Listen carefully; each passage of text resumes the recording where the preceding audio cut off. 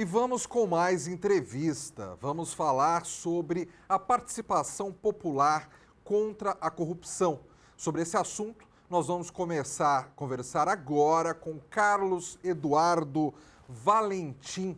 Ele que é membro da diretoria do Departamento Jurídico da Fiesp, Federação das Indústrias do Estado de São Paulo. Olá, boa tarde. Tudo bem, Carlos? Tudo bem? Tudo bom. Carlos, me diga uma coisa, como é que se encontra nesse momento essa participação popular do paulistano, do brasileiro em relação à política?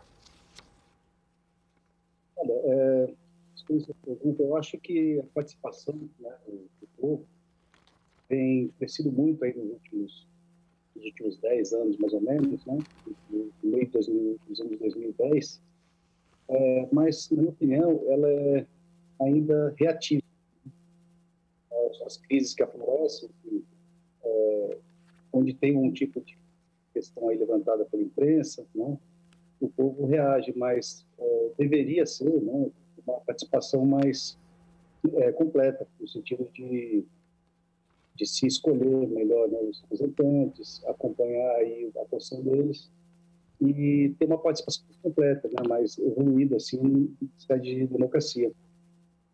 Então, pelo que você está falando, é reativo. O brasileiro ainda tem dificuldade diante de problemas sociais que, de repente, o incomodam, por si só, ele ir para a rua, ou por si só, ele exigir os seus direitos. Precisa de alguma coisa ali para poder, finalmente, ele sair da inércia. Seria isso, né? Exatamente isso. Essa inércia aí, essa participação reativa, né, ela é muito importante no sentido da formação política, né, educacional do brasileiro médio. Isso a gente vê, né, uma melhora, né, principalmente nesse aspecto aí de relação aí às questões sociais que se apresentam, mas na minha opinião, né, uma formação política, né, educacional política aí por parte dos cidadãos melhoraria bastante o cenário, né, e permitiria aos eleitores, né, ter uma visão mais holística das questões, né, não só protestar contra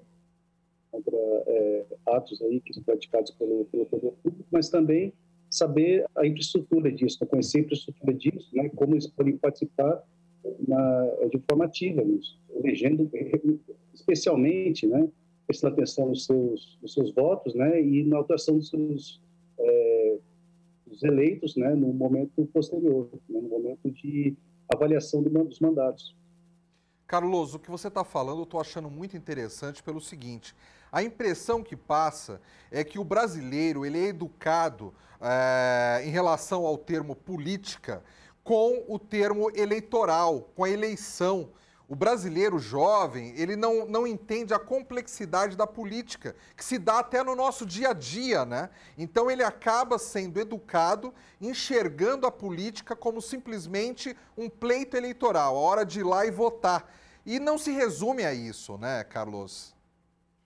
Ah, sim, muitas vezes, né, nem se lembra dos seus, quem eles elegeram. Isso é muito preocupante, né? Isso é uma democracia desenvolvida, uma preocupação muito grande mesmo, né, com relação a isso, porque boa parte da atuação política ela é feita em momento, né, do acompanhamento e da execução do mandato, né, pelos quais os representantes foram eleitos.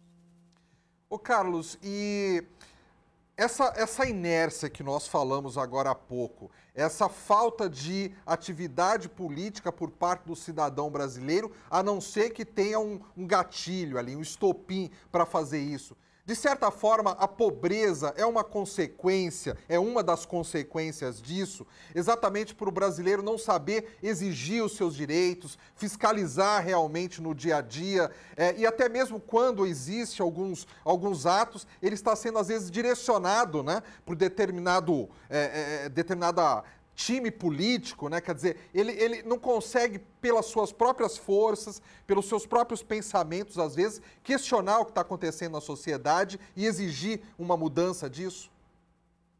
Sim, eu acho interessante sua pergunta aí, porque a pobreza é consequência disso, mas também a causa dos problemas é a falta de educação, né, proveniente da pobreza em grande escala.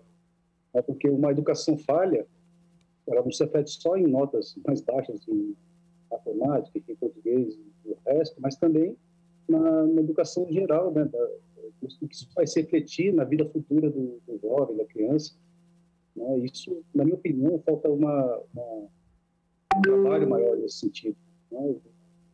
No Brasil, especificamente, a verba destinada à educação é fixa, né? É muito aquém do desejado, né? E a qualidade também que é oferecida influencia nesses problemas, né? Que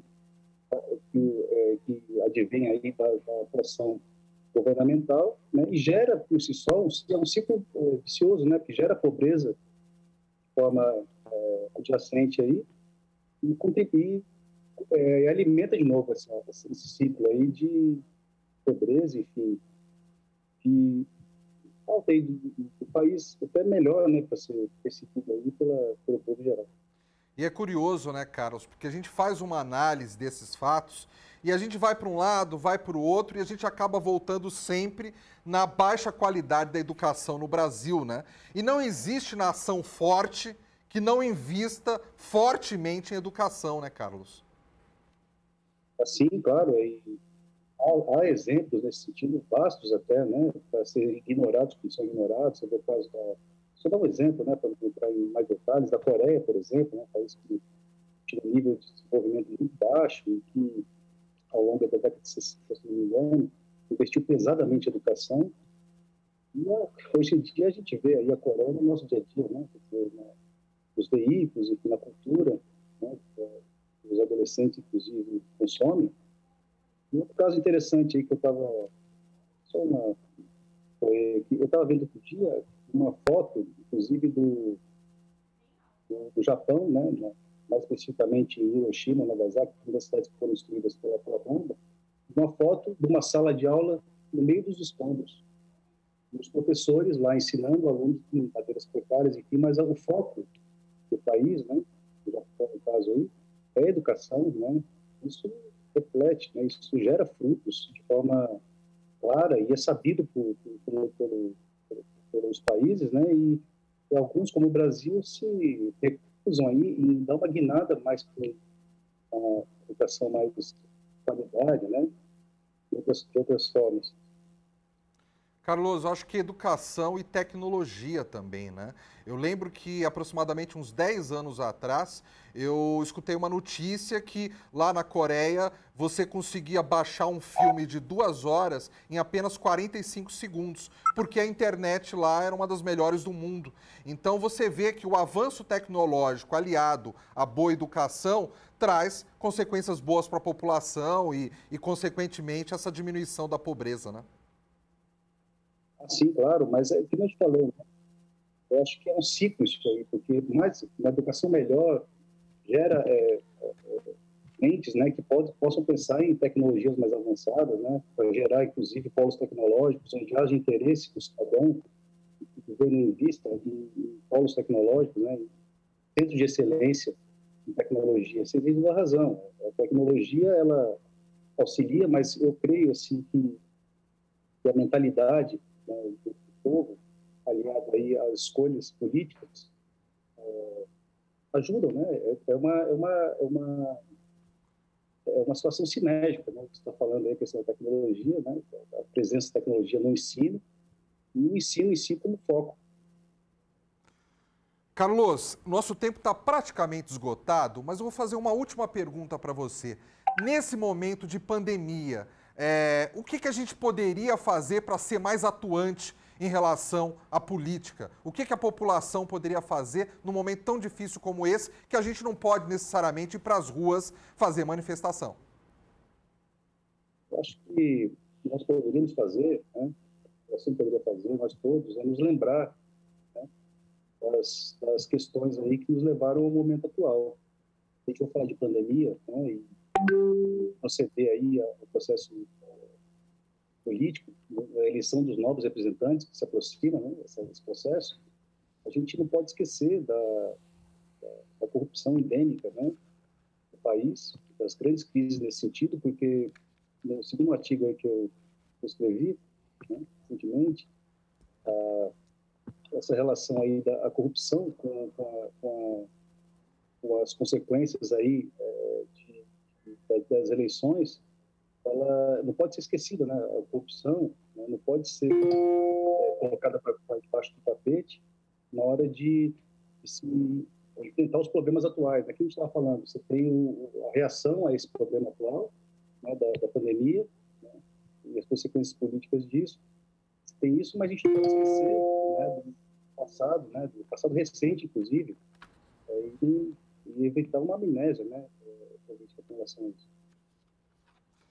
Carlos Eduardo Valentim, membro da diretoria do Departamento Jurídico da Fiesp. Muito obrigado pela sua participação aqui no Jornal da Rede Alesp. Obrigado a você e os seus ouvintes. Bom trabalho, Carlos.